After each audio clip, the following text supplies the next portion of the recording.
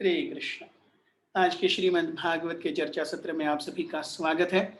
हम श्रीमद् भागवत के चतुर्थ स्कंद के 14वें अध्याय the story of king when पर आज से चर्चा शुरू करेंगे। 13वें अध्याय में हमने देखा किस प्रकार से अंग महाराज की पूरी कथा आती है और हम देखते हैं किस प्रकार से अंग महाराज का विवाह मृत्यु की बेटी सुनीता से हुआ और अंग महाराज ने एक बार जब अश्वमेध यज्ञ आरंभ किया तो यज्ञ भाग लेने के लिए कोई देवी देवता नहीं आए और ये देख करके जब अंग महाराज ने साले अपने यज्ञ करने वाले क्रतुओं से पूछा इसका कारण क्या है, तो उन्होंने कहा कि पिछले जन्म के कुछ पाप के कारण आपको इस जन्म में पुत्र संतान प्राप्त नहीं है।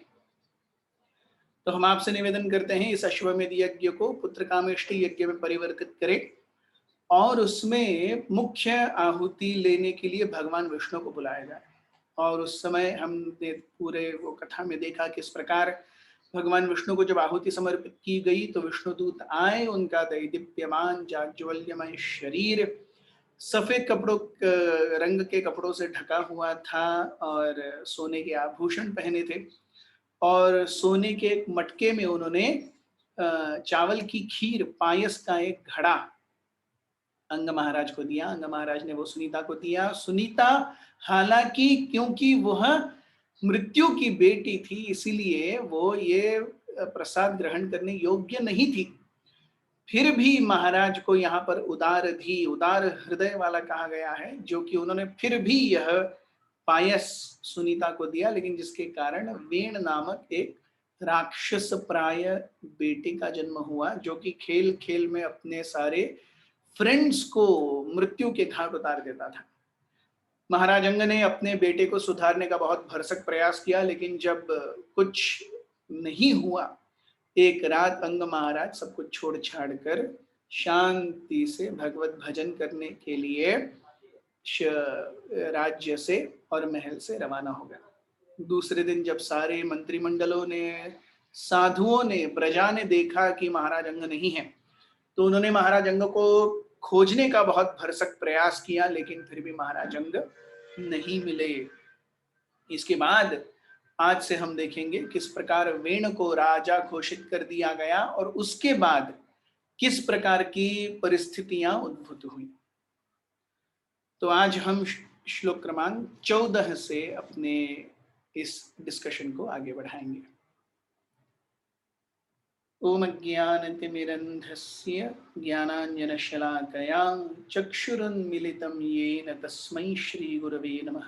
श्रीचैतन्यमनोभीष्टं स्थापितं येन भूतले स्वयं रूपः कदा मह्यं ददाति स्वपदान्तिकम्। वन्देऽहं श्रीगुरुः श्रीयुतापदकमलं श्रीगुरून् वैष्णवांश्च श्रीरूपं साग्रजातं सहगण रघुनाथान्वितं तं सजीवं साद्वैतं सावधूतं परिजनसहितं कृष्ण चैतन्यदेवं श्रीराधा कृष्णपादान् सहगण ललिता श्रीविशाखान्वितांश्च। हे कृष्ण करुणा सिंधु दीनबंधो जगत्पते गोपेश गोपिका कांत राधा कांत नमोस्तुते। तप्त कांचन गौरांगी राधे वृंदावनेश्वरी वृषभानुसुते देवी प्रणमामि हरिप्रिये। जय श्री कृष्ण चैतन्य प्रभु नित्यानंद श्री अद्वैत गदाधर श्रीवासादि गौर भक्तवृंद। हरे कृष्ण कृष्ण कृष्ण हरे हरे, हरे राम राम राम हरे। द स्टोरी ऑफ किंग वेण, श्लोक क्रमांक 1। मैत्रेय उवाच भृग्वादयस्ते मुनयो लोकानां क्षेमदर्शिनः गोप्तर्यस्सति वैनृणां पश्यन्तः पशुसाम्यताम्। The great sage Maitreya continued, O great hero Vidura, the great sages headed by Phrigu were always thinking of the welfare of the people in general. When they saw that the absence of King Anga, there was no one to protect the interests of the people, they understood that without a ruler, the people would become independent and non-regulated. तो हम देखते हैं कि साधुओं का जो चरित्र है वो हमेशा पर दुखी होता है।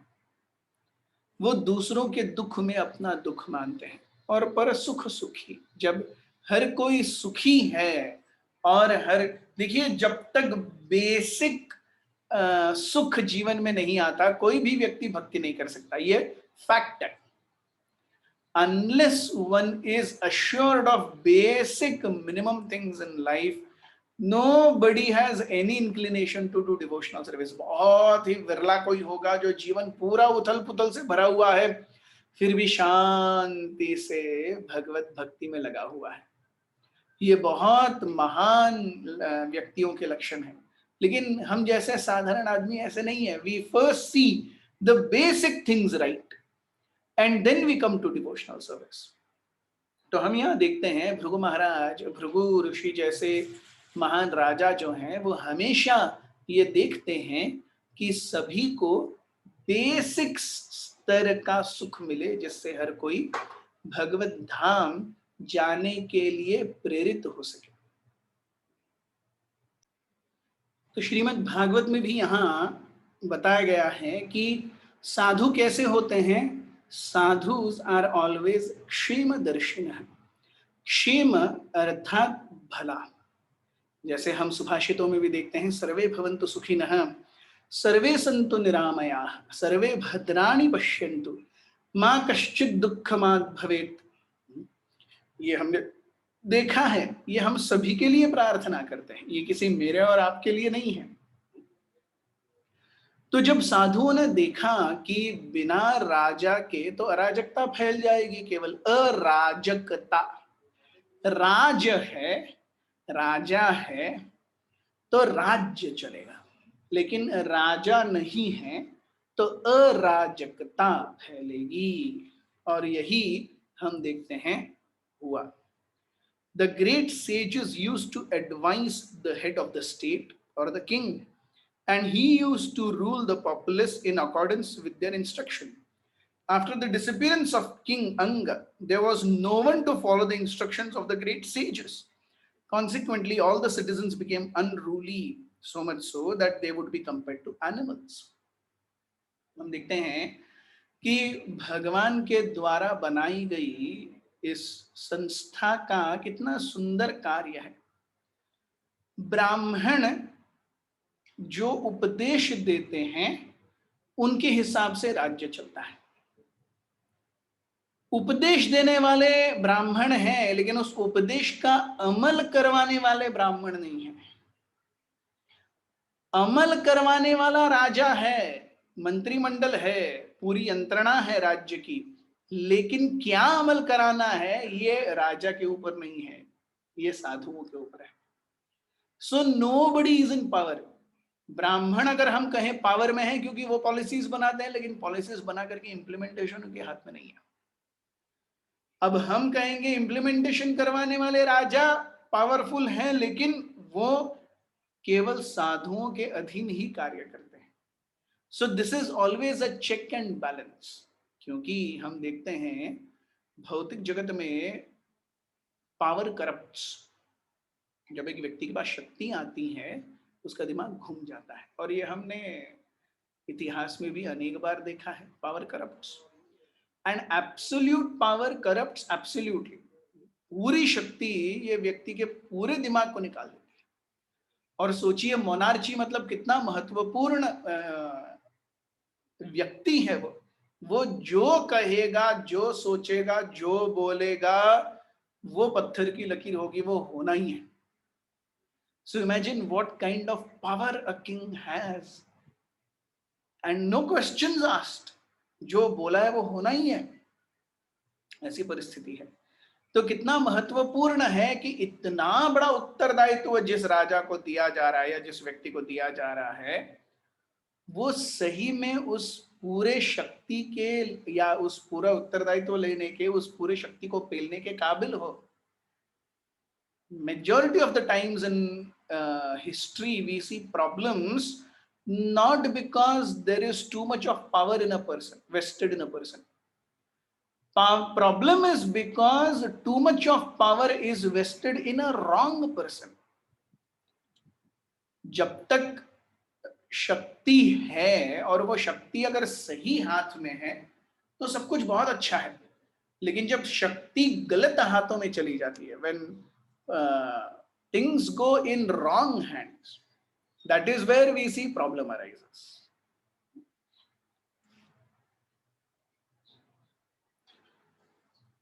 श्लोक क्रमांक 2।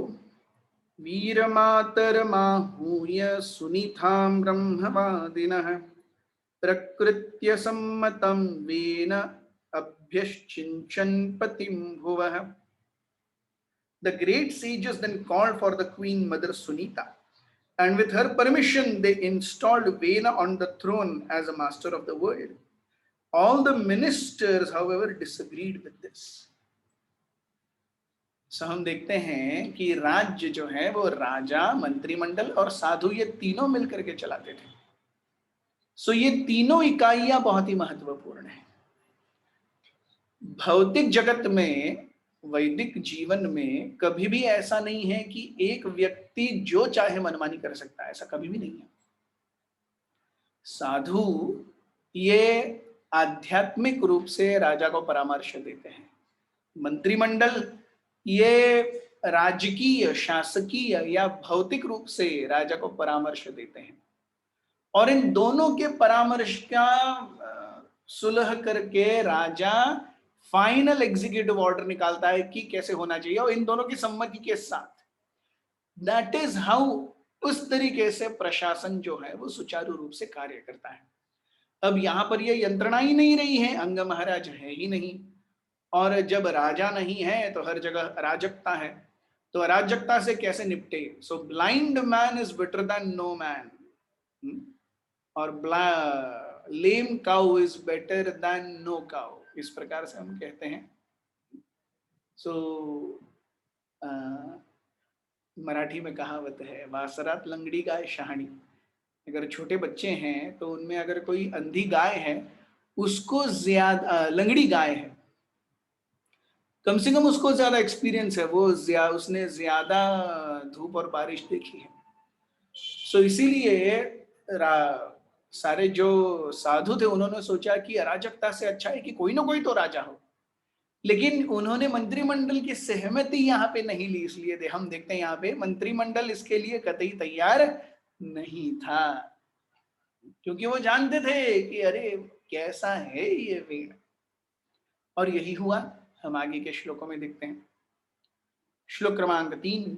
श्रुत्वा नृपासनगतं वेनमुख्यग्र शासनम निलिल्यूर्दस्य वह सद्यः सर्पत्रस्ता इवाखवः।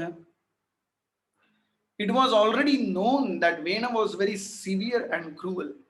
Therefore, as soon as all the thieves and rogues in the state heard of his ascendance to the royal throne, they became very much afraid of him.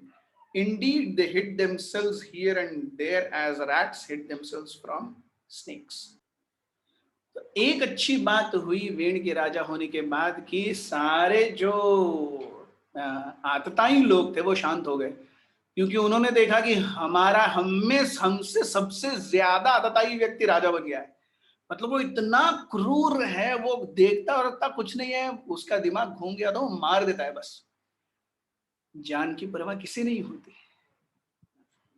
सो सारे जो अराजक लोग थे एकदम शांत बैठ गए। ये बहुत ही महत्वपूर्ण है। श्रील प्रभुपाद जी कहते हैं जब शासन कठोर होता है तो सारे लोग शांत बैठ जाते हैं, लेकिन जब शासन कठोर नहीं है हर कोई अपना मुंह ऊपर उठाता है। लेकिन इसका एक दूसरा दुष्प्रभाव भी आने वाला है, जो हम आगे आने वाले श्लोकों में देखेंगे। वन थिंग गुड वाज, अराजकता कम हो गई, दूसरों की अराजकता कम हो गई, लेकिन वेण की अराजकता अपनी चरम सीमा पर चली गई। ये हम आगे आने वाले श्लोकों में देखेंगे। श्लोक क्रमांक 4। स आरूढ़ नृपस्थानम उन्नद्धोष्ट विभूतिभिः अवमेने महाभागान् स्तब्धः संभावितः स्वतः। When the king ascended to the throne, he became all powerful with 8 kinds of opulences. Consequently, he became too proud by virtue of his false prestige. He considered himself to be greater than anyone. Thus he began to insult great personalities. हमने देखा absolute power corrupts absolutely. और इसका इतना प्रभाव हुआ वेण के ऊपर, वेण ने अपने आप को राजा नहीं भगवान मानना शुरू कर दिया। और आगे हम देखेंगे उन्होंने और क्या क्या किया। तो उन्होंने एक राजा की एक्चुअली सारी मर्यादाएं तोड़ दी। Absolute power corrupts absolutely. श्लोक क्रमांक 5। एवं मदान्धः उत्सिक्तो निरंकुश इव द्विपः पर्यटन रथमास्थाय कंपयन्निव रोदसी। When he became overly blind due to his opulences, King Vena mounted a chariot and like an uncontrolled elephant began to travel throughout the kingdom, causing the sky and earth to tremble wherever he went. तो इतना ज्यादा उन्माद हो गया वेण का, जहां पर जाए वहां पर लोग रोया करते थे, इतना उन्माद था। Wherever he would go, हम देखते हैं जब एक बवंडर आता है, हरिकेन, जब एक तूफान आता है, तो जहां जहां पर से तूफान गया, हम तूफान के जाने की पूरी ट्रेल, उसका जो मार्ग है वो देख सकते हैं, क्योंकि वहां पर ही तबाही होती है। तूफान होता है, उसकी एक आंख होती है, there is always a eye to the cyclone और हरिकेन, ठीक बीच में। और जहां पर वो रास्ता गया है वहां पे सबसे ज्यादा तबाही होगी। तो उसी प्रकार से छोटे छोटे अराजक जो चोर डकैत तो उचक्के थे वो तो शांत हो गए, लेकिन सबसे महा अराजक तो पूरे राज्य में घूम रहा था। और वहां पे हर जगह जहां पर वेणु घूमता, कंपयन इव रोदसी, पूरा द्वीप कंपायमान होके जैसे रोने लगता कि अरे इतना महाभयंकर क्रूर व्यक्ति आ गया है। क्या किया उसने? और श्लोक क्रमांक 6 इत्यादि में हम देखते हैं, न यष्टव्यम न दातव्यम न होतव्यम द्विजा क्वचित् इति न्यवारयत् धर्मं भेरी घोषण सर्वशः। All the twice born Brahmanas were forbidden henceforward to perform any sacrifice, and they were also forbidden to give charity or offer clarified butter. Thus King Vena sounded kettle drums throughout the countryside. In other words, he stopped all kinds of religious rituals. हम देखते हैं हर जगह वेण ने घोषणा करवा दी कि कहीं पर भी कोई भी ब्राह्मणिक कार्य नहीं होगा। ब्राह्मण क्या करते हैं? पठन, पाठन, यजन, याजन, दान और प्रतिग्रह। तो वेदों को पठन और दूसरों के लिए पाठन। सो वो खुद भी पढ़ते हैं वेदों को और दूसरों को सिखाते भी। यजन याजन, स्वयं यज्ञ करते हैं और दूसरों के यहाँ जाकर उनके क्रतु या उनके ऋत्विक बनते हैं। पठन, पाठन, यजन, याजन, दान, प्रतिग्रह, वो दान स्वीकार करते हैं और दान देते भी हैं। और इन 6 चीजों पर वेण ने पाबंदी लगा दी। न यष्टव्यम न दातव्यम न होतव्यम, कुछ भी नहीं होगा। द्विजाह क्वचित्, तो द्विज ये हमेशा एक है जब व्यक्ति मां के गर्भ से जन्म लेता है, वो है प्रथम जन्म। और जब उसका उपनयन होता है, जब वो भगवान को जानने के लिए अपनी प्रथम सीढ़ी पर लेता है, वो इसका दूसरा जन्म, द्विज। He takes Vedas very seriously in his life. Such a person is called द्विज। और ऐसे सभी को वेण ने कहा आप शांत रहेंगे, सो आप कुछ नहीं करेंगे।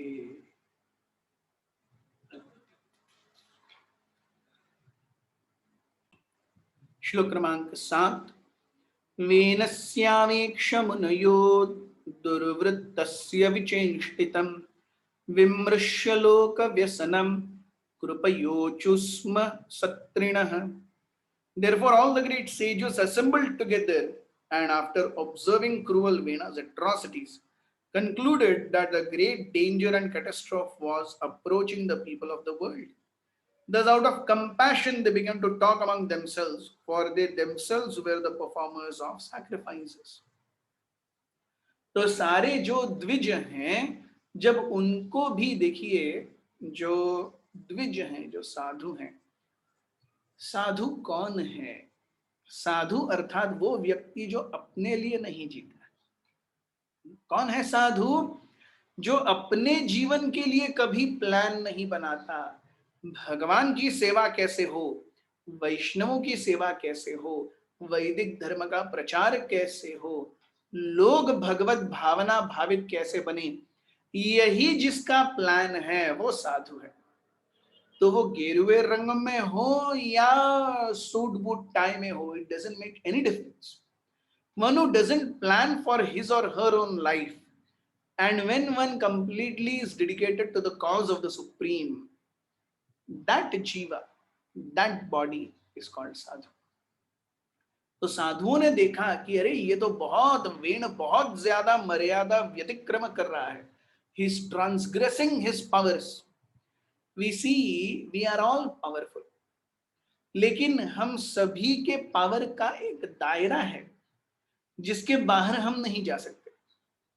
मैं स्कूल की फीस भरता हूं, चाहे कितने ही महंगे स्कूल में मैं जा रहा हूं, लेकिन फीस भर ली इसलिए मैं अंडरवेयर और बनियान में स्कूल जाऊंगा क्या? ये मुझे छूट नहीं दी गई है। मैंने स्कूल की फीस भरी है इसलिए मैं लेक्चर्स बंक करूंगा, ये चलता है क्या? नहीं, मुझे नोटिस आएगा। मैं ऑफिस में काम करता हूं, मैं एक दिन नहीं जाता, एक दिन जाता हूं, अच्छा काम करता हूं, लेकिन हमेशा जब मर्जी चाहे तब रहता हूं। लोग कुछ नहीं बोलेंगे क्या? बोलेंगे।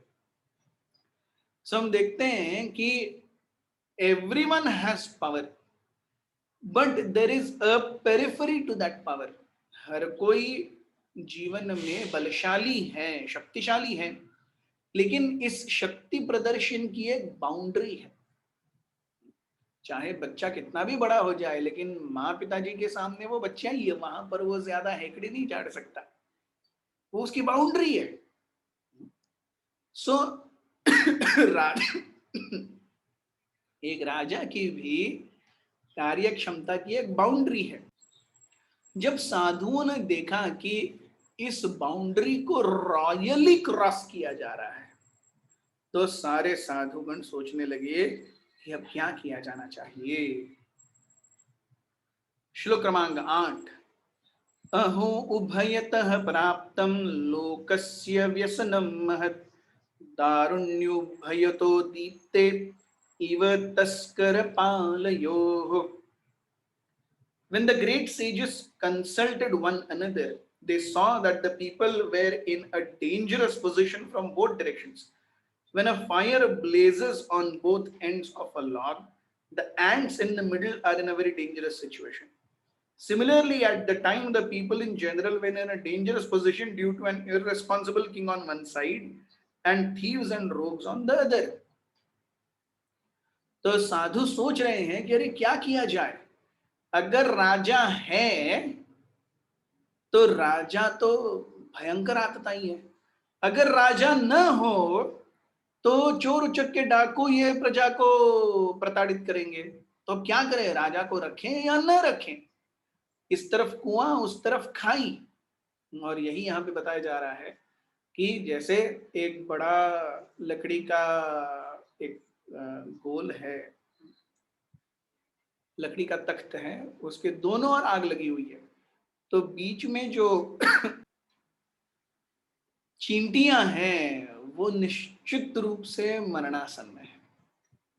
अभी न भी इस तरफ से आग आएगी और भस्म कर लेगी। ऐसी अवस्था थी राज्य की। श्लोक क्रमांक 9। अराजक भयादेश कृतो राजा तदर्हणः, ततोप्यासी भयं त्वद्य कथं स्वास्ति देहिनाम्। Thinking to save the state from irregularity, the sages began to consider that it was due to a political crisis that they made Vena king, although he was not qualified. But alas, now people were being disturbed by the king himself. Under such circumstances, how could the people be happy?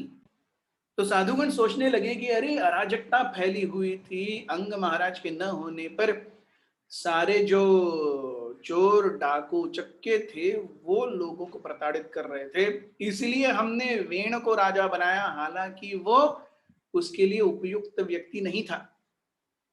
लेकिन हम देख रहे हैं अभी कि वेण ही सबसे ज्यादा आतताई हो गया है। तो अब ऐसी परिस्थिति में क्या किया जाए? ऐसे राजा के अधीन प्रजा कैसे शांत रहेगी? और अगर प्रजा शांत नहीं रहेगी तो कैसे भगवत भक्ति में आगे बढ़ेगी? अगर भगवत भक्ति में आगे नहीं बढ़ रही है तो प्रजा के होने का फायदा क्या है? हमारे होने का फायदा क्या है? राजा के होने का फायदा क्या है? तो इस तरीके से जो साधु हैं वो पर दुख दुखी हो करके प्रजा के बारे में सोच रहे हैं। श्लोक क्रमांक 10।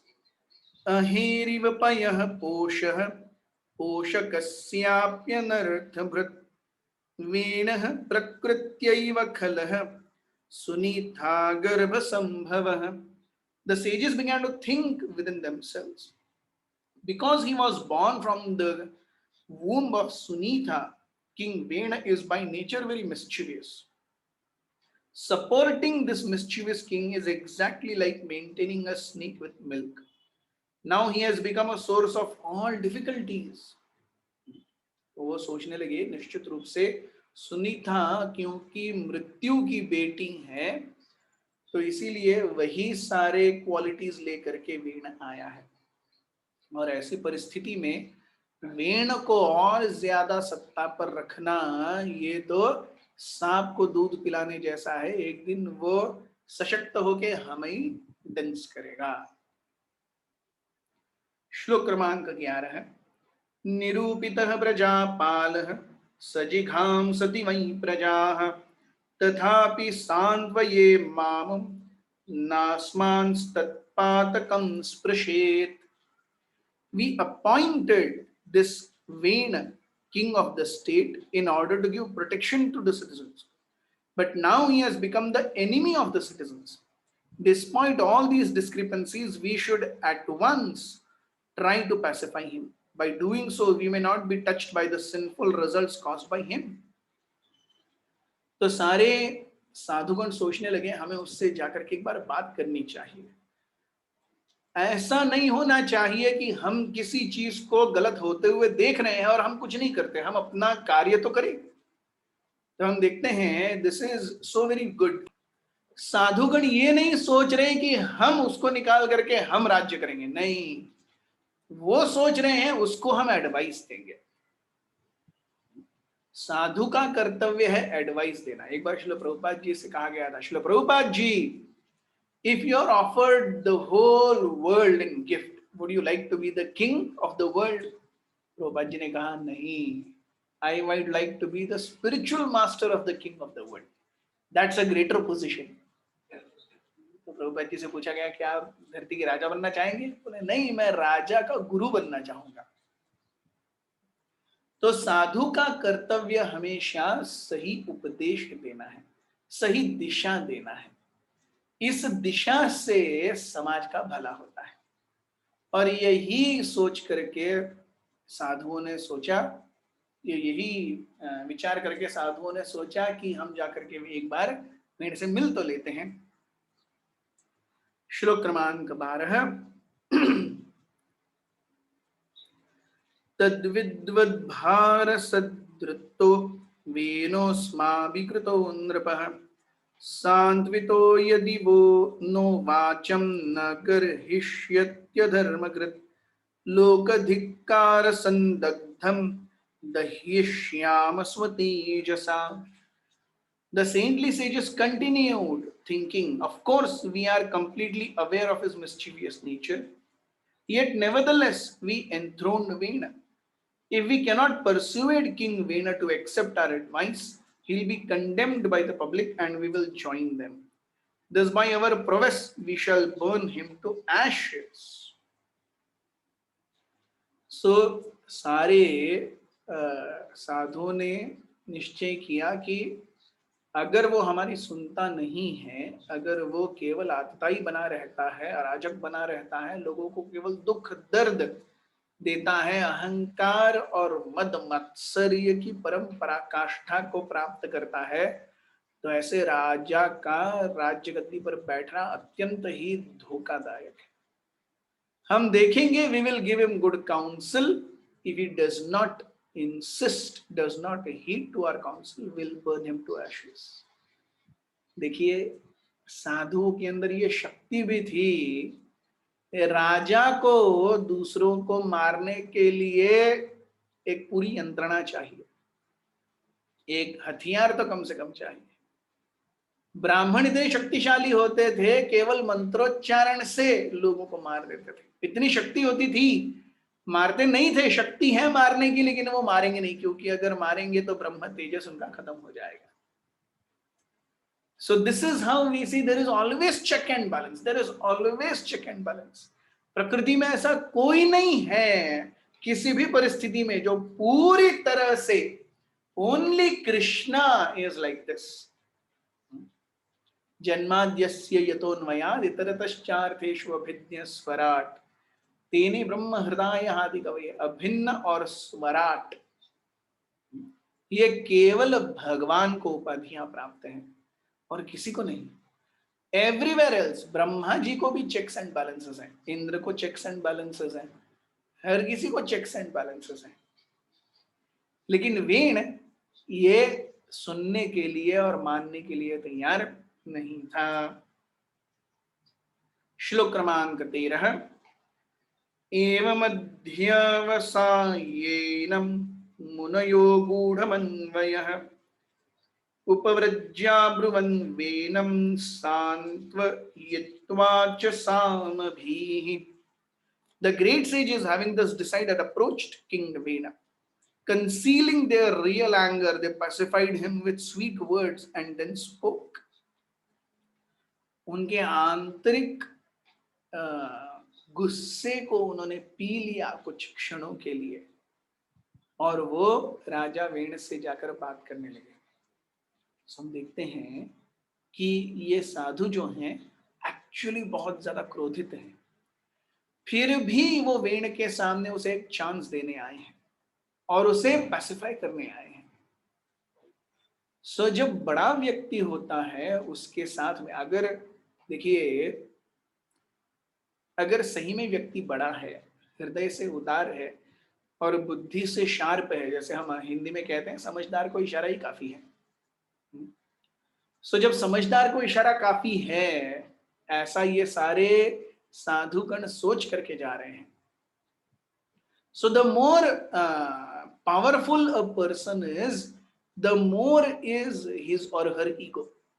ये निश्चित है, जितना व्यक्ति उच्च पद पर बैठा होता है उतना ज्यादा वो अहंकारी होता है, और उसके अहंकार को उतना संभाल करके चलना पड़ता है।